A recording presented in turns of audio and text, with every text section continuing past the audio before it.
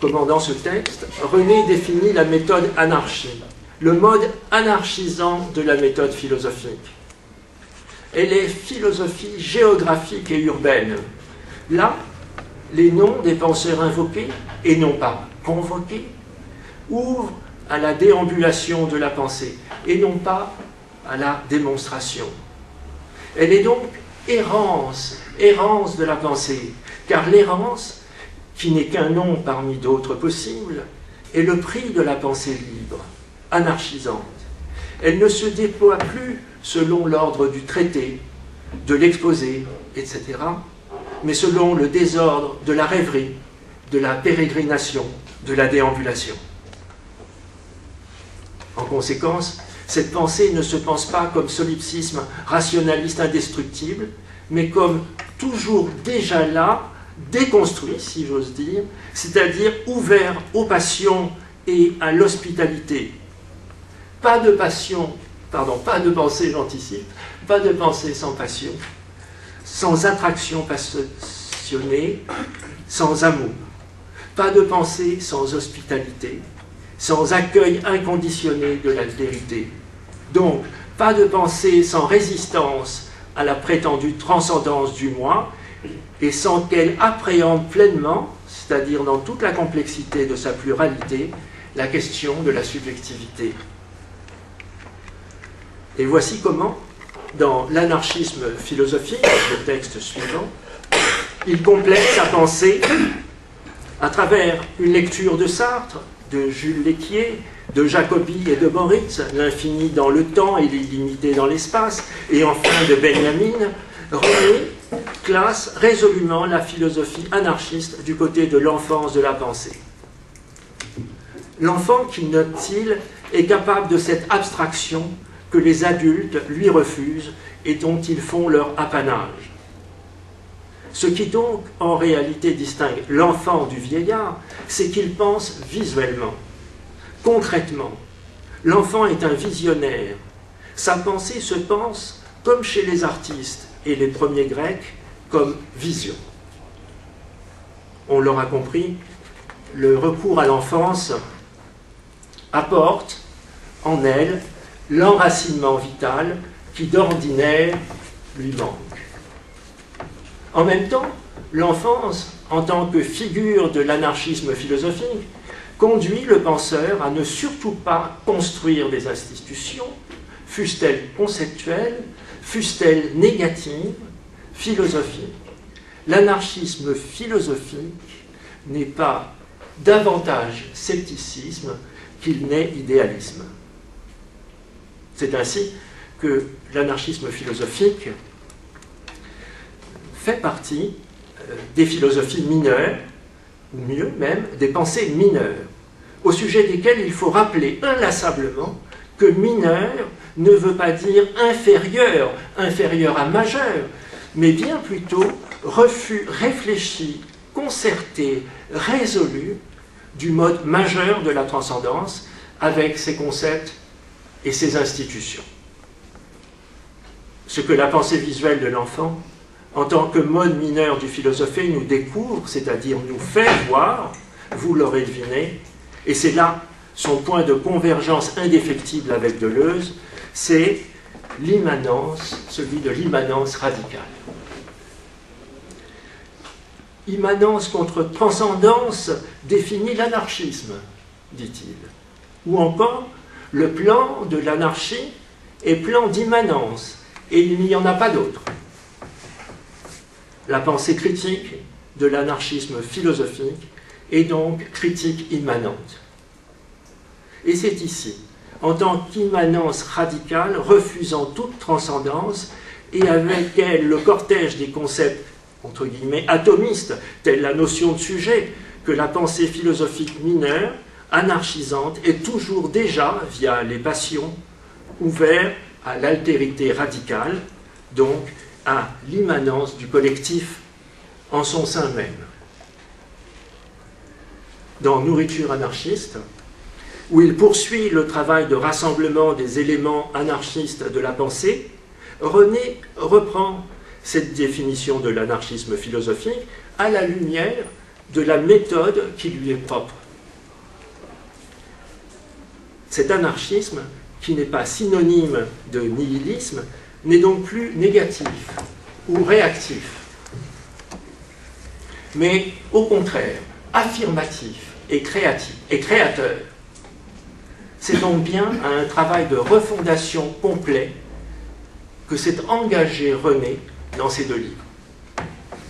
Nous l'avons dit, anarchisme ne renvoie pas ici à un système de pensée politico-philosophique. C'est une propriété originelle et universelle de la pensée qu'il s'attache, touche après touche, à définir. Son principe nous est connu, nous pourrions l'appeler le contre-autorité. Il se tient, je cite, au début, comme existence primordiale d'une société sans principe autoritaire ni organisateur, et à la fin, dans la perspective toujours reculée, utopique, d'une dissolution de l'État. Sa méthode lui fait écho. Refusant tout système, la pensée est errance inconditionnelle. Sa forme informe la méditation. Plus que telle ou telle thèse, tel ou tel argument, en effet. C'est cette méthode qui donne à la pensée de René, malgré ses 80 et quelques années, dont 40 et quelques passées dans ce département, sa fraîcheur inconditionnelle. Fraîcheur qui repose sur sa conception de la philosophie vivante, laquelle s'oppose à la philosophie construite et au système philosophique. Son art est celui de la philosophie en commun. Il consiste à penser avec les écrits amis d'hier et d'aujourd'hui, célèbres ou inconnus, de spécialistes, de profanes ou de vulgarisateurs, ainsi qu'avec les étudiants présents à son séminaire autour de lui, sans hiérarchie. Cet art est celui proprement vincénois de la discussion philosophique qui prend les problèmes par leur milieu. On ne reconstruit pas le mouvement de la pensée selon un ordre prédéterminé et rationnel en vue d'une démonstration ou d'un enseignement. On commence la réflexion selon l'état présent des termes de la discussion. Ainsi, milieu n'est-il pas même un terme géométrique? Il signifie simplement, quelque part, au cœur du problème. Merci.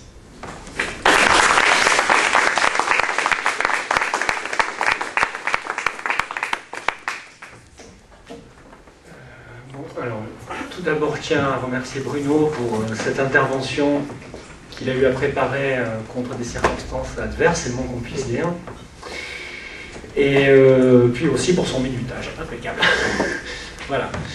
Donc je ne sais pas ce qui a été décidé ce matin. Est-ce qu'il y a des questions immédiatement après ou est-ce que Yolande? Je suis un peu comme vous sentez, si René a envie de répondre tout de suite, ou oui. si toi tu interviens aussi sur le... Bah, peut-être que René peut... René, si Oh, mais si vous me demandez d'intervenir, c'est pour congratuler, remercier infiniment Bruno pour la façon dont il a présenté, mieux que je n'aurais su le faire, cette méthode anarchique qui a été inspirée, dans son expression, dans sa terminologie, tu as eu raison de le dire, par la place qu'Emmanuel Lévinas a donnée à ce mot anarchie en philosophie, en s'opposant justement en particulier, autrement qu'être au-delà de l'essence, aux archaïs. Le refus de l'arché, c'est-à-dire du principe, de la dépendance d'un seul principe, à quoi l'on pourrait opposer cette méthode, peut-être sans d'ailleurs que ça soit une comparaison qui soit péjorative, bien entendu, à celle de Descartes dans le discours de la méthode.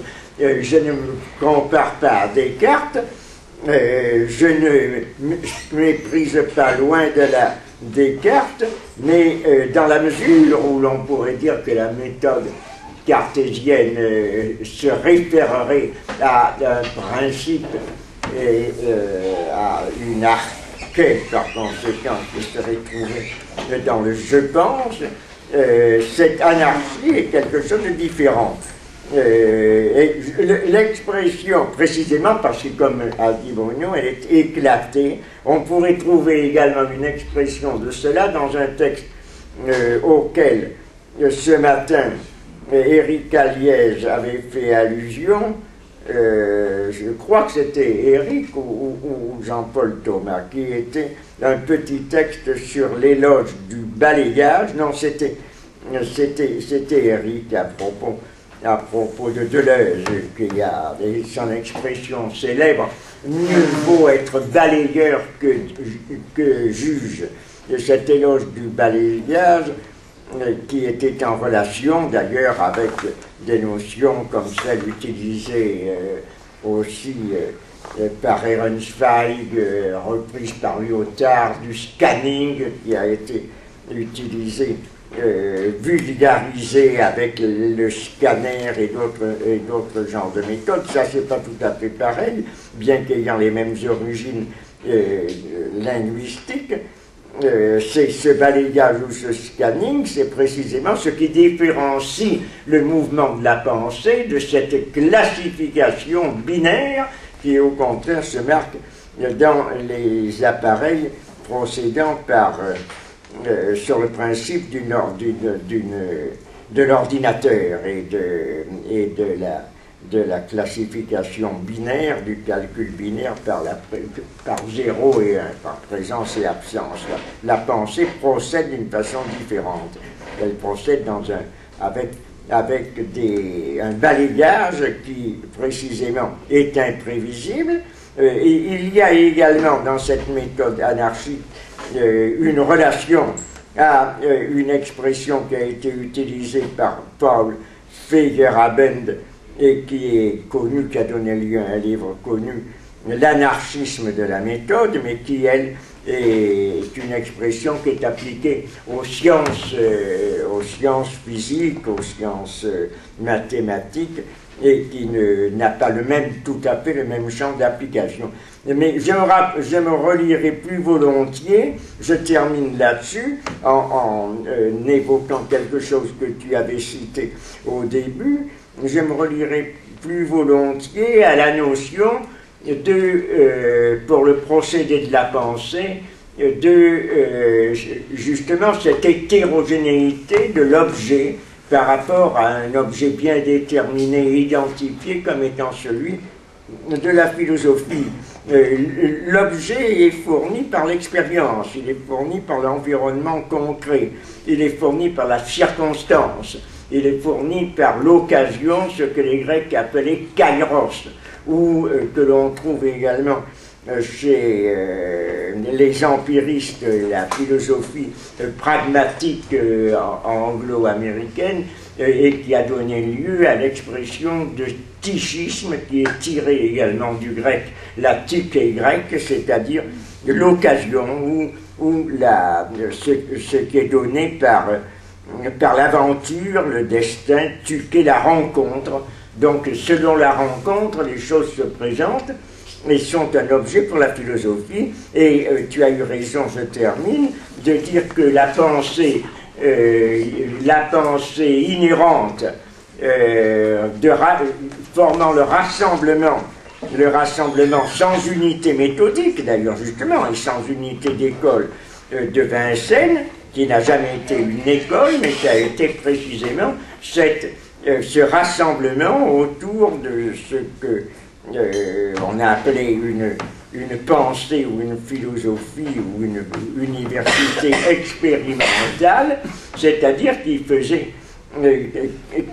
déplaçait l'objet, qui l'ouvrait sur l'extérieur, qui faisait appel au dehors. On pourrait dire l'anarchisme de la méthode, ou la méthode anarchique, c'est également la constante ouverture sur le dehors, l'appel au dehors, la force du dehors aux différents sens du mot, agissant sur la pensée. Et là, je crois que sans m'identifier du tout. On a dit ce matin que j'étais un des fondateurs c'est peut-être un peu exagéré, du département de philosophie. Là, je récuserai peut-être un petit peu cet honneur qui revient à Foucault, qui revient à François Châtelet.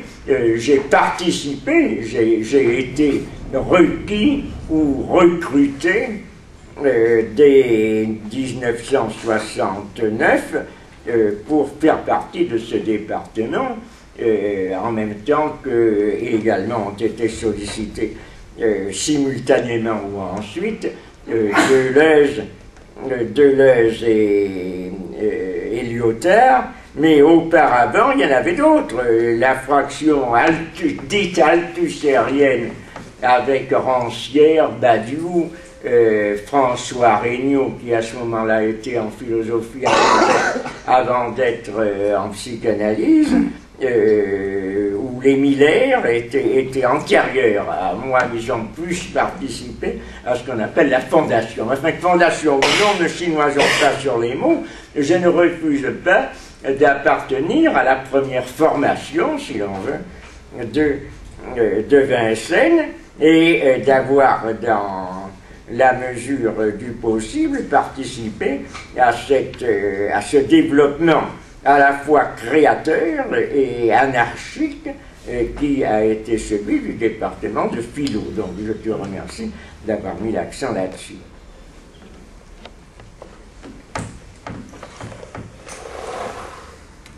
Bon. Je ne sais pas quelle est la coutume, si tout le monde sera d'accord, mais je crois qu'on va pouvoir passer la parole à Alain Naz, si voilà, on peut se dire tout exact. Mets-toi là, alors. Oui, c'est ça. Tu seras placé. Il n'a pas de long. Sous la bonne oreille. Eh oui, c'est ça. Le fil n'est pas long. Et mon oreille est destructive aussi. Oh, mince. C'était quoi le résultat? Merci.